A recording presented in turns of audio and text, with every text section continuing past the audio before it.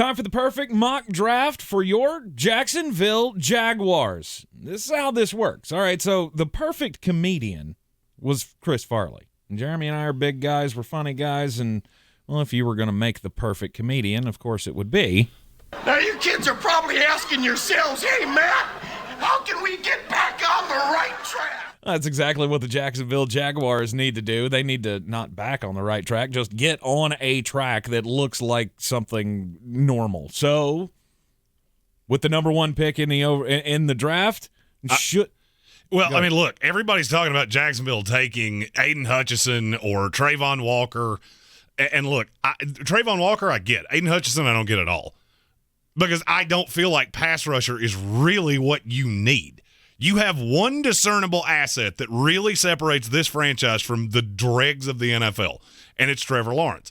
So I look at this and go, you got the number one pick, and you need somebody that can look at Trevor Lawrence and... Because I'm going to bunk with you, buddy. We're going to be buddies. We're going to be pals. We're going to wrestle around. And that guy is Ike Mekwonu. Yeah. For me, my big board that will be coming out between now and the April 28th NFL Draft, live from Las Vegas, Nevada, Ike Mekwonu's 2. Mm-hmm. Kyle Hamilton's 1. That's just a luxury pick that you cannot afford to take at 1. I have come around slightly to the idea that Ike Mekwonu can be a left tackle. At worst, your worst case scenario, you're drafting one of the 5 best guards in the NFL for the next 15 years. That's the worst case scenario. Best case scenario, you're getting one of the 5 best left tackles in the league that is just going to Trent Williams style bully people around. Mm-hmm. There have been times he was a little susceptible to the inside move. If you're a Jaguars fan, do yourself a favor, don't watch the Miami tape from last year because that will drive you to drinking immediately. But you watch the tape from this year, it's obvious that he worked on that. The Clemson game, there were some hiccups. That's what really made me think he was a right tackle or a guard. As I have come around to especially after watching him at the Combine, he can be a left tackle in this league. And I think this is the guy you need to protect the blind side on Trevor Lawrence for the next 10 years. All right, in the second round, they have the 33rd overall pick.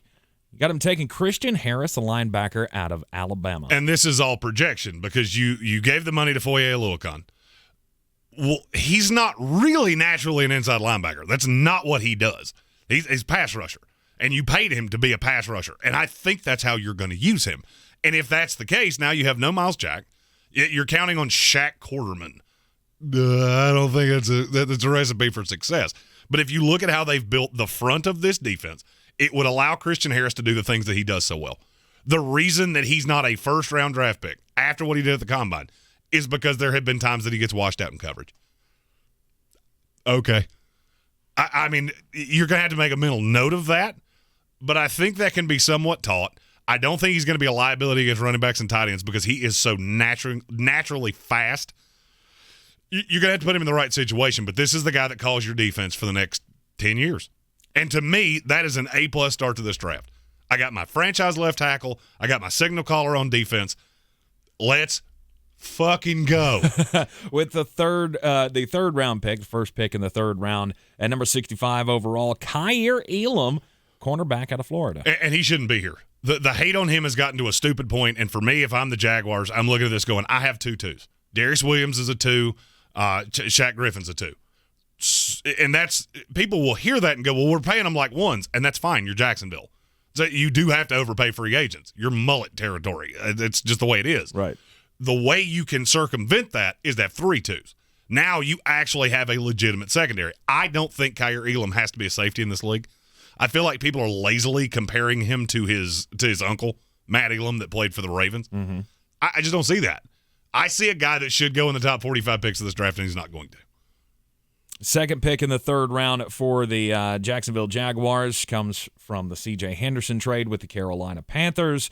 At number 70 overall, Calvin Austin III, wide receiver out of Memphis. Well, based on the first mock draft we did for the Jaguars, I'm sure their fans are sitting around going, Sweet mother of God, what is the holdup? And drafting a receiver. Oh, here's the holdup. You don't run this team, Trent Baalke does. Mm-hmm. And he thinks Zay Jones is the deep threat, Marvin Jones is the jack of all trades, and Christian Kirk is the deep threat from the slot that can be the intermediary guy. I don't feel like Laviska Shenault has a place on this team. I have heard he has been offered around the league. I won't be shocked if he's not on this team by the end of this draft. Yep. So here you get a receiver in Calvin Austin that can do the things you expect a tight end to do. Be the shifty little in the slot, I need 5 yards, you can go get me 6. I also think he can be a deep threat. He's a little redundant with Christian Kirk, but I got news for you. If you thought Christian Kirk was only a slot receiver, you wouldn't have paid him $18 million a year. Mm-hmm. Calvin Austin III out of Memphis, the pick here for the Jacksonville Jaguars. We are coming to you live from the Ingles studio. Always brought to you by Ingles Supermarkets. Low prices, love the savings. In the 4th round, they have pick 106. And you got Percy Butler, the safety out of Louisiana. This is a kid that the value on him is getting higher and higher and higher by the day. It seems like he is visiting every team in the freaking league, and that's because he is one of the players in this draft that people think can be a single high safety. Super athletic, ran well at the combine. It's prototypical safety size. The thing that made me a little nervous about him is he was a much better run defender at Louisiana than he was in the passing game. Mm-hmm. But then the more I watched it, the more I went, well, that's a scheme thing. It's not that he couldn't do it. That's not what they asked him to do. Then he runs really well. You start looking at all these things over again. The thing that jumps off the page for me with Percy Butler is the natural instincts. This is a kid that does not – he just has a feel for the game. You never see him go, oh, fuck, behind him going, right. Well, I got completely just hoodooed. Never happens. I think it would be a nice compliment with Rayshawn Jenkins. And I talk about this a lot. I'm big into complimentary drafting. I'm already paying a player. This player will make that player better, and to me, there is a great value in that. 5th round, 157 overall. Ooh, Das Wunderkind. Old Alex Wright. Yeah, he's way taller than the WCW wrestler that you're referring to. The edge rusher out of UAB. He's hyper raw, and you don't say this often about a 6'7" defensive end, but I think he needs to stand up. The best thing he does is his feet. He's very laterally. He's got great lateral quickness. It's just a lot of times I look at him like a dog chasing cars. You wouldn't know what to do with it if you caught it. And if you can ever refine that and just teach him, see ball, get ball. Mm-hmm. That he is one of those players that I don't necessarily want him to drop into coverage a lot. He can do it. He's so long and mobile that he can do that. Strikes me as a situational pass rusher. First year in the league, it'd be 10 to 15 snaps, just see ball, get ball. And the more I think you get him NFL strength and conditioning program, he's a little lean. You would like to fatten him up a little bit and make him a more well-rounded NFL body, and then you could have a hell of a find. He's very popular in this draft cycle. A lot of teams have talked to him. 4 picks in the 6th round for the Jacksonville Jaguars. The first at the top, number 180 overall, Daniel Bellinger, tight end out of San Diego State. But we signed Evan Ingram. Mom, I wish you could be Santa's little helper and shut your damn cake off. I'm so tired of hearing the name Evan Ingram that it is just pitiful. You do realize he's not a good NFL football player, right? He's a glorified slot receiver. Mm-hmm. So to me, I need and I know somebody's going to say Dan Arnold. He ain't any better, blocker-wise. Mm-hmm. You have 2 tight ends that do the exact same thing. So I need somebody that can line up in line. I'm going to go into the run game. My next pick will strive into this as well.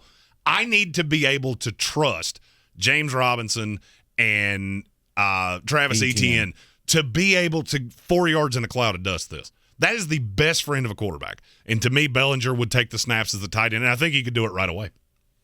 At 188 overall, Jacksonville could go with Justin Schaefer, guard out of Georgia. There's that more help on the offensive line. You remember that thing I just said about being able to run the ball? Hey, that's what Justin Schaefer does real good. To me, if you have Schaefer and Brandon Sheriff as your guards, this gives you the ability to run the ball right off the jump. I don't really care what happens on the ancillary. And if you tell me I have Ike McQuanu and Schaefer on the same side, yeah, we're going to run that way a lot. Mm-hmm. He needs to round off as a pass blocker. He wasn't asked to do that much at Georgia. He's one of the players that I look at in this draft and go, your situation may dictate that you get pushed down. Him and Chasen Hines, the guard out of LSU. That's 2 guys that I think should be mid-round picks that will get pushed into this 6th-round territory and could be tremendous values. I said the same thing about Trey Smith last year. Yeah. Both the Pennsylvania teams shipped their picks to Jacksonville in the 6th round, 198 overall. The Philadelphia Eagles pick will, or could be, Ioma Uwazurike from Iowa State. Good God, I love this kid. I do. I love this kid because I think he has the ability to be a better pass rusher than we saw at Iowa State. He was a great run stuffer. And I'm sure somebody's going to say, but we paid Foley Fatukasi. Yeah, and I get that. Fatukasi gives you virtually nothing as a pass rusher. I think this kid in time could. Immediately, he's going to come in as a 3-4 defensive end. I'm not going to say he could start. He's going to be a rotational piece if somebody gets hurt, whatever the case may be, and you're going to bring him along with the intention that ultimately he ends up being the opposite to Fatukasi. Mm-hmm. And with that, I would look at you and go, I can't tell you how good you're going to be at getting after the quarterback, but by God, nobody's going to run on you. Pittsburgh's pick at 199 goes to Jacksonville, and Jacksonville could take Ellis Brooks, linebacker from Penn State. He's just the forgotten Penn Stater. Mm-hmm. I mean, and we say this about every Penn State defensive player all the way back to Micah Parsons. It's really hard to get a read on these guys because there's so much damn talent on this defense, and you're playing – this is not like Georgia. All right, at Georgia, you're playing the best offenses in the country. You're playing high-level, borderline NFL-style football. The Big Ten's not that way. The Big Ten is very old school, grind it out, 4 yards in a cloud of dust. So it's kind of hard to look at a guy like Ellis Brooks and go, how much of what I saw from you was what was around you and how much is what you are? Now, that being said, I do think he can be a Mike linebacker in the NFL. I think he would be a nice pairing with Christian Harris because what he does is what Christian Harris doesn't do. A little bit of a long play. Could be a special teams contributor right away. This was the guy that replaced Micah Parsons in the COVID year. Weird. The defense was still really friggin' good. That probably had more to do with the accumulation of talent. But I think, to me, Ellis Brooks is a guy that should go higher than this. But this draft is so deep that guys like this just get washed out with the bathwater, and you wind up getting him here at damn near 200. Jacksonville's got 2 picks in the 7th round. The first one at 223 overall. Tyrone Truesdale, nose tackle out of Florida. He does one thing real good. Real big. He bees big real good because there is a damn lot of him. This is a developmental play to the highest extreme because there's not a lot. I mean, he's 6'2", 334, I think. And I just look at him and go, you're not the dancing bear hyper athlete. You're not Jordan Davis. You're good hell you are large. Mm-hmm. The thing that bothers me is that he doesn't play like he's as big as he is. And that's upsetting. I don't see him as a natural defensive tackle. You're going to have to bring him along that way. But he does have the body set. One of the things I talk about all the time, it drives me nuts that every 330-pound defensive tackle all of a sudden becomes a nose. Mm-hmm. They're not all noses. I think Tyrone Truesdale can be. You're just going to have to put the work in. This is a developmental late-round pick. You probably expect to get absolutely nothing in the first year. But if you're patient and you can really get him committed to the strength and conditioning, could be a guy, back into the roster guy first year and could develop into something down the line. Jacksonville's last pick comes in at 236th. Jacoby Durant, cornerback out of South Carolina State. Go Bulldogs. Yeah, he gets pushed down because he's a small school guy, mm-hmm. and a lot of people have not seen a lot of him. The thing I love about Jacoby Durant is there is no scheme he can't play in. That is very rare for corner. Usually there is something that I have seen in you where I go, okay, you can't play off man, or I want you playing predominant zone. I have none of that. This kid's super fluid, and that's something I can't really teach. I can't teach your brain to understand what your feet are trying to do. He never has an issue with that. The level of competition is obviously a problem. I wish I could have seen him. I mean, South Carolina State doesn't exactly play the Blue Bloods. No, they get their ass kicked by Clemson once a year and then done. And even then, you just avoid the hell out of it. Oh, yeah. Every team, every reasonably high-level team they played looked at this defense and went, that's the one guy I'm scared of. Mm-hmm. And so I just avoid you. I do everything in my power to scheme away from you, so I never really saw him do that. Very raw, but the raw in him is all of the things that are lifelong problems. It's like the quarterback that can't throw a screen pass. If you can't throw a screen pass, you cannot play quarterback in the NFL. At corner, if you can't fluidly move, you're never going to be much of anything. You'll be super scheme specific. I don't see that in him. He's real thin. I mean, he's not Cordell Flott thin, but he's 5'10", about $175, so he needs to eat all them damn cheeseburgers. And I think you could really have something in him. He's a small school. There's not a ton of small school guys that I love in this draft. Him, Joshua Williams, there are a few others, but this is one of my favorite small school guys that probably not going to see him, a lot of him initially, but 2 to 3 years down the line, I think he could be a hell of a find. Your A++, perfect Chris Farley NFL mock draft for the Jacksonville Jaguars. And if you like this draft, if you don't like this draft, if frankly you'd just like to... Let me tell you why I suck. If that's something you're into, just in the comments, feel free to chuck that out there. If there's a player you'd like to know how they fit with the Jaguars, chuck that in the comments. We will be answering viewer questions every Monday, Wednesday, and Friday in the happy hour, starting this week on Friday. We have no show Wednesday, so starting Friday, every Monday, Wednesday, Friday, 5 o'clock, we'll be answering viewer questions on the draft.